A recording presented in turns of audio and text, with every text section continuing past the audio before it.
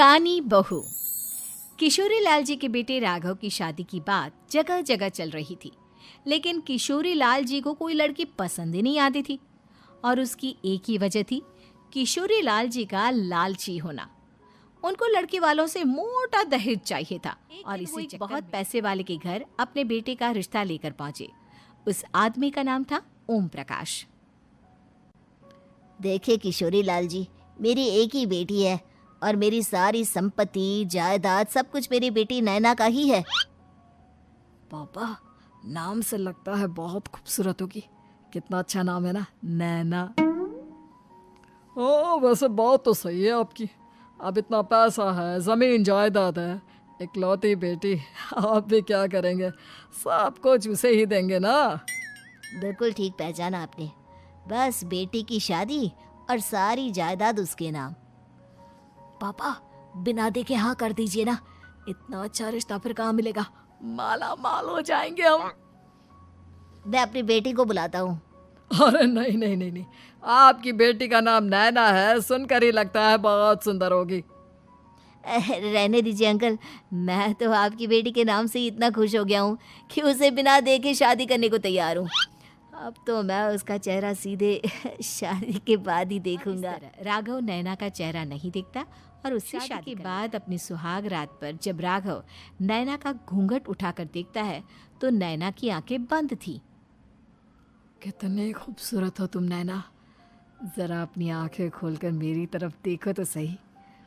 नहीं, मुझे शर्म आती है। अरे मैंने तुम्हें शादी से पहले भी नहीं देखा, और अब अगर तुम आंखें खोलकर मुझे देखोगी भी नहीं तो मुझे अच्छा कैसे लगेगा? इससे पहले कि नैना अपनी आंखें खोलकर राघव की तरफ देखती, अचानक से लाइट चली गई और राघव नैना को पूरी तरह से देख भी नहीं पाया। नैना राघव के लिए नाश्ता बनाकर लेकर आई। अरे ये क्या, आधा पराठा सेका हुआ है और आधा बिल्कुल कच्चा। ये तुमने क्या किया नैना? बहू, तुमने क्या आधा पराठा तवे से नीचे लटका कर रखा था, जो आधा सिका है और आधा कच्चा? मुझे जितना दिखेगा उतना ही तो सीखूंगी ना पापा जी। जहाँ जहाँ मुझे नजर आ रहा था वहाँ मैंने सीख लिया, जहाँ जहाँ नहीं दिखा वहाँ कच्चा रह गया होगा। इसका क्या मतलब है? ये कैसा मजाक कर रही है तुम? अरे बहू, तुमने इतना लंबा घूंघट क्यों लगाया हुआ है? देखो, हमारे घर में बहुओं को बेटी की तरह रखा जाता है, और फिर तुम तो इतना सारा माल लेकर आई हो। देखो, ये घूंघट डालकर रखने की कोई ज़रूरत नहीं है। हाँ नैना, पापा जी ठीक कह रहे हैं, तुम तो आराम से रहो, अपना ही घर समझो। नैना अचानक से अपना घूंघट उठा लेती है। अरे ये क्या पापा, नैना की तो एक आंख फूटी हुई है। नाम से नैना, लेकिन ये तो कानी बहू निकली।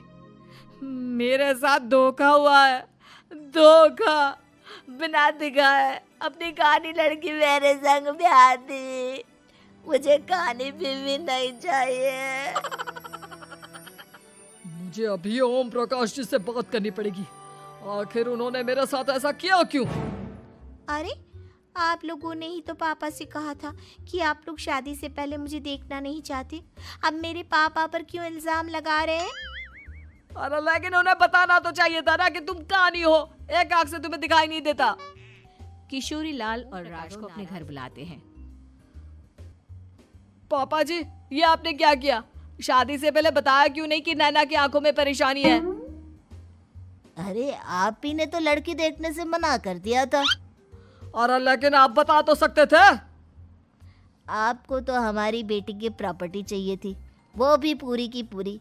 अब क्या हुआ अगर उसे आधा दिखाई देता है? प्रॉपर्टी तो आपको पूरी मिल गई ना। और ये क्या बात हुई? मेरी शादी प्रॉपर्टी से नहीं, आपकी बेटी से हुई है। अब ये तो पहले सोचना चाहिए था, तब तो मेरी प्रॉपर्टी देखकर तुम्हारी जुबान लप लपा रही थी। लेकिन मैं कानी लड़की को अपनी बीवी बनाकर नहीं रख सकता। पापा कुछ करिए ना आप। हाँ करता हूँ। देखिए ओम प्रकाश जी, आप हमारे साथ ऐसा नहीं कर सकते। और तुम देखो, अगर तुमने मेरी बेटी से शादी तोड़ी ना, तो जो भी प्रॉपर्टी मैंने तुम्हें दी है वो तो पूरी की पूरी वापस ले ही लूँगा, और आधी प्रॉपर्टी तुम्हारी भी लूंगा। अरे मेरी आधी प्रॉपर्टी भला क्यों लेंगे आप? इसलिए क्योंकि मेरी बेटी को आधा नजर आता है और उसकी नजर अभी तक तुम्हारी आधी जायदाद पर ही पड़ी है। अब तुम उसे घर से निकालोगे तो कुछ तो लेकर जाएगी ना। और अगर हम आपकी बेटी को अपने घर की बहू बनाकर रखे तो? तो तुम्हारी पूरी प्रॉपर्टी तुम्हारी ही रहेगी और जो मैंने तुम्हें दिया है ना उसमें से बस मैं आधा लेकर जाऊंगा। अरे लेकिन अब आप अपनी दी हुई प्रॉपर्टी में से आधी वापस क्यों लेकर जाएंगे? अगर मैं आपकी बेटी को अपनी पत्नी बनाकर रखने को तैयार हूं तो? इसलिए ताकि भविष्य में अगर तुम मेरी बेटी को धोखा दो तो उसके पास कुछ तो रहे जो पति का हो। वैसे मेरे पास तो बहुत कुछ है, लेकिन अपने पति की कोई निशानी तो उसके पास होनी चाहिए ना।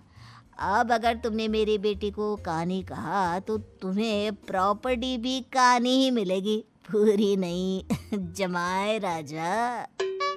किशोरी लाल और राघव समझ चुके थे कि वो बुरी तरह फंस चुके हैं और अब उनके पास वहां से निकलने का कोई चारा नहीं है। अब समझ में आया ना, लालच बुरी बला होती है। एक तो तुम्हें प्रॉपर्टी मिली, ऊपर से बीवी मिली, उसमें तुम्हें नखरे भी दिखाने हैं। आए बड़े, चुपचाप बैठो। के बाद नैना राघव की कार लेकर बाजार घूमने निकलती है और जब कार लेकर वापस आती है, ये क्या? एक तरफ से मेरी गाड़ी पूरी खराब हो चुकी है। लगता है तुमने मेरी गाड़ी को किसी दूसरी गाड़ी के साथ एक्सीडेंट किया है। अरे अरे कितना बड़ा नुकसान कर दिया तुमने बहू। वो क्या है ना पापा जी, मुझे एक आंख से दिखाई नहीं दे रहा था, सामने से गाड़ी आ रही थी। मुझे तो सिर्फ आधा ही दिखाई दिया और वो गाड़ी मेरी कार से रगड़ते हुए निकल गई। अब मैं क्या करूं बताओ? आप इसे ठीक कराने के पैसे कौन देगा? तुम्हारे पापा। तुमने मुझसे इस तरह से बात की? अभी रुको। नैना राघव की शिकायत ओम प्रकाश को कर देती है। देखो राघव, अब जो मेरी आधी प्रॉपर्टी तुम्हारे पास थी ना उसमें से आधी और मैं लेकर जाऊंगा, क्योंकि तुमने मेरी बेटी को डांटा। अरे नहीं नहीं पापा जी, गलती हो गई, माफ कर दो। गलती की तो कोई गुंजाइश ही नहीं। अगली बार मेरी बेटी को डांटा तो बची हुई आधी में से आधी और ले जाऊंगा। लालच के चक्कर में हम दोनों ने बहुत बड़ी गलती कर दी बेटा। एक तो तुम्हें कानी बहू मिली और ऊपर से जो माल मिला वो भी काना। इस तरह राघव की हर एक गलती पर ओम प्रकाश उसकी प्रॉपर्टी का आधा आधा हिस्सा लेकर अपना सारा माल वापस ले गया और राघव को कानी बीवी से काम चलाना पड़ा। भाई लालच वाकई में बुरी बला है। कृपया हमारे चैनल को सब्सक्राइब करें और सभी अपडेट्स के लिए बेल आइकन जरूर क्लिक करें। और हाँ, वीडियो लाइक और शेयर करना मत भूलिएगा। Bye bye.